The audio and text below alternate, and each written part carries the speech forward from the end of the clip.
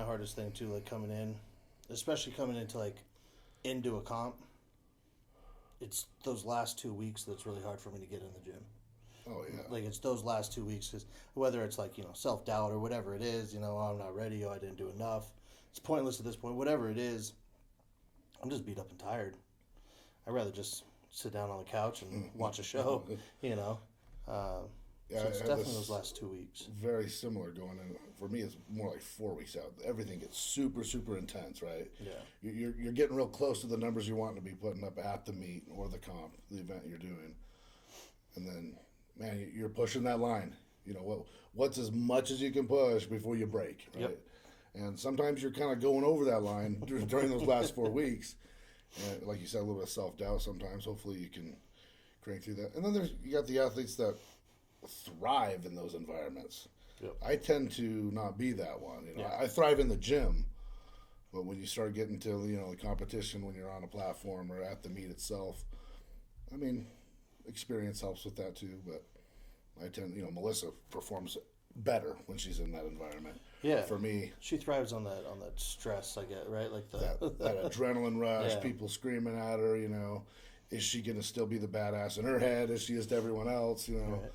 Oh yeah, that last I would call call it self-centered. Right, and I would call most people a liar if they told me they didn't need a support system. Right.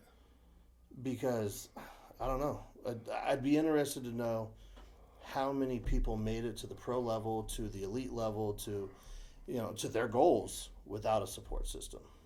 I'd wager that's pretty small. Right? It would have to be. I'm sure there's guys out there that can do that, and, Yeah. some of us are more independent than others. Yeah. I tend to be very independent as long as I have my one person.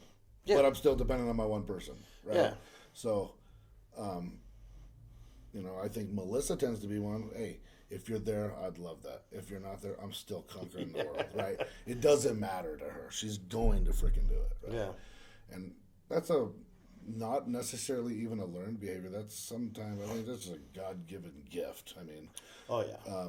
Some things, they write books upon how some people are just naturally born, and that's the very few.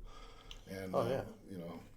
Having that around us is awesome, because that's what that community strives for, is like that push, that ultimate desire to be that, every day. I want to be that when they walk into our facility. I want to be one of these guys in here doing whatever they're doing, because that looks cool, and man, they're having fun at it, and everybody's here cheering them on, So that's pretty cool. Well, absolutely. Was Melissa more or less motivated in her career? Because was Melissa already a pro when you guys got married? Mm. Okay. So was she more or less motivated in pushing that level of professionalism on stage, more or less when you guys got together, than she is now?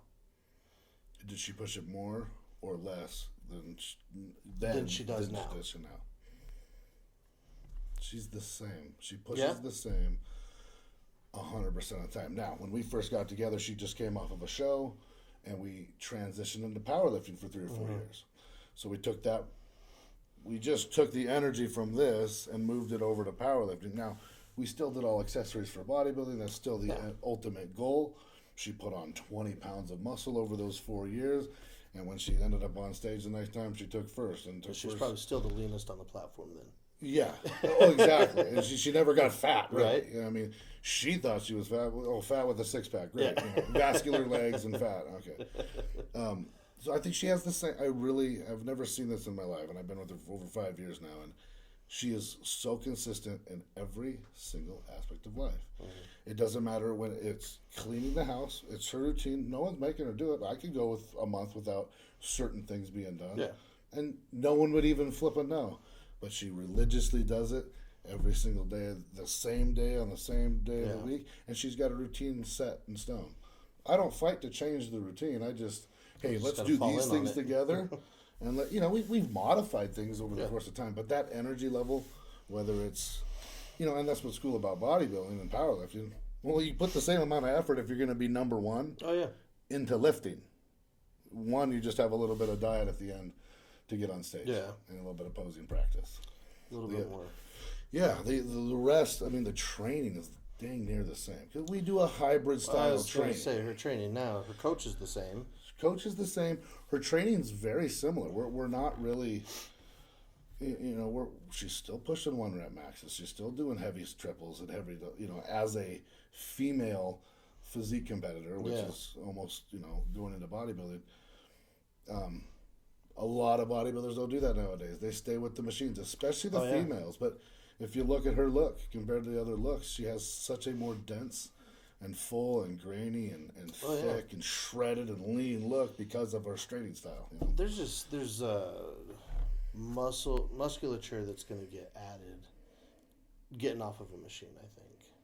Right, like more stabilizers are getting recruited, so the muscle is going to shape differently. I mean, you do it. So compare a leg press to a squat, because I think some people would do that, right? Yeah. Well, why would you squat? You just leg press.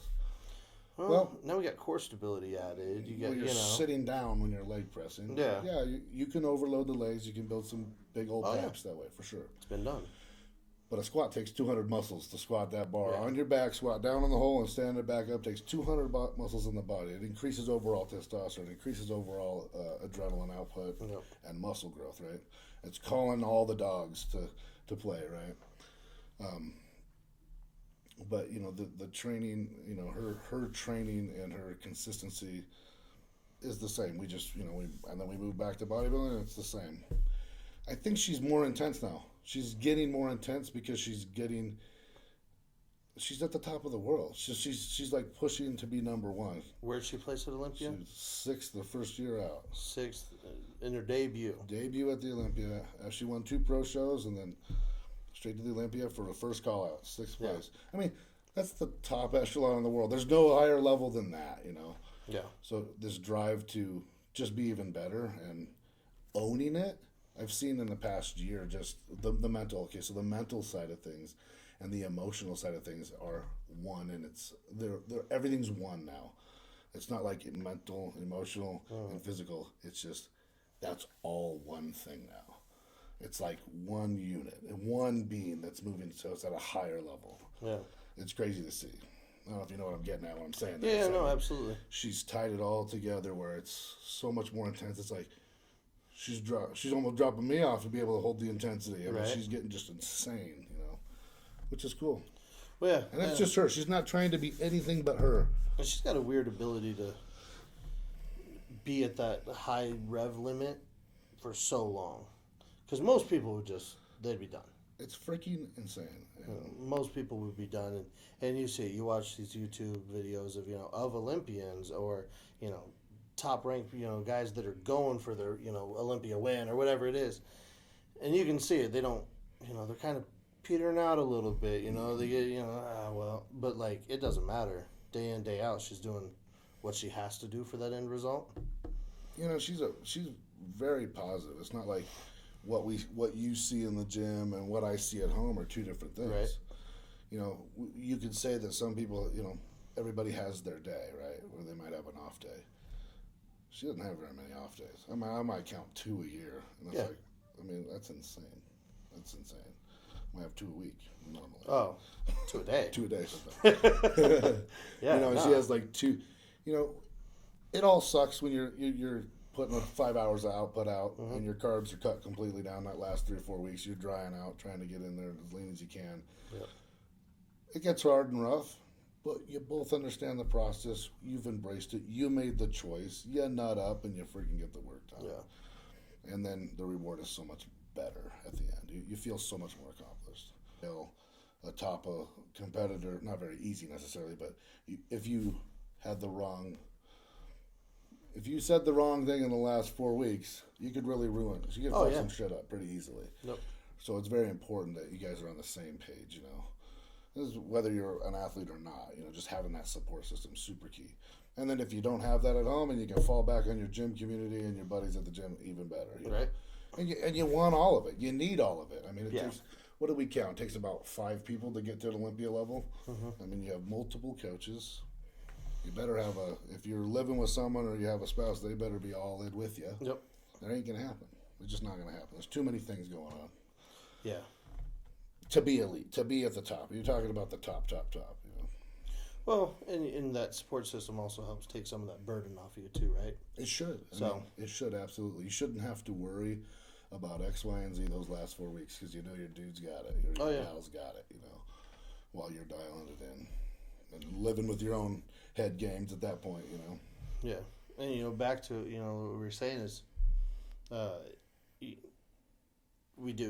guys are trying to do a show together this year, so it's a little bit. That's going to be a different experience for you guys for sure. Fun dynamic for sure. Oh yeah, and especially if you both do as well as you will, like it's going to be even bigger win. I'm glad she's more of a professional than I am. Yeah. So she can, she float through some of those areas where like, okay, I should shut up now. Right. Yeah.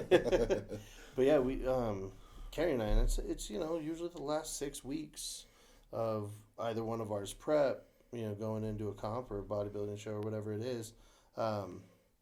It's all on them, right? Like, right. All of our recovery work, we'll stay up a little bit later to do a little extra recovery for a nagging body part or whatever that's going to keep them healthy going into that last drive, and especially, for, you guys and Carrie getting that dry, things start to hurt. Oh, yeah. Right? Like, you're like, why does that hurt right now? So you got to stay proactive. So then, that last 6 weeks, it's all on her, and we're just going to make sure that she wakes up not in pain so she can go through a day and we can get in the gym and hit it just as hard and, sleeps well. Whether you need to get a couple extra hours of sleep, pick up a little bit of chores around the house, do the prep for her. Oh, yeah. I mean, all those little things, that they mean everything at the end of the day. Yep. I mean, the amount of things that I think back, I don't ever take anything for granted. But the amount of stuff she does, Melissa does, just throughout the week, in the off season, just in regular time, nothing even close to prep. If she had to leave for a week and I had to do it myself, man, I'd have to change the whole schedule. There's so many freaking hours that she does. Yeah, there's not enough time in the day. Yeah, and it's got to kind of go both ways, especially for them when they're getting on stage. Might need to back off. Might need to. All right, maybe you're not going to have sex tonight, bro. Okay, you can have one day off. Right. Damn it, but okay. Selfish, but whatever. Yeah, no, absolutely. Being that support system for them and then being able to, because you don't want to be the reason why maybe they didn't place as high as they should have, or maybe I didn't perform as well as I should have on that event. Was it something that could have changed? Well, I'm not going to be any excuse, right? So let me take all those excuses that I can control, and then we'll throw those out. And then all that does also is it helps you go into the comp or the show more confident, right? Like, okay, we did everything we have to do to negate any, excuses, and as long as you can continue to do that for each other, I think that makes it that much better, and it's longevity in the sport and in the relationship. It sounds good. Sounds easy. Oh, no, it's terrible to do. Makes sense, right? Yeah. It's the smallest things, though. I remember one thing in the hotel room where we're out the Olympia, where it's in between. We'd been there for 2 days. I think she had to compete the next day. And it's just the smallest of things that you could be like, oh, shit, if I had opened my mouth, that could have literally ruined the entire event. Yeah. For a comment. Not that she's sensitive or soft, but that maybe I was sensitive and soft and taking it the wrong frickin' way. Right? That is the hardest part about that support system is biting your tongue. But what did you need, my love? Let me get that for you.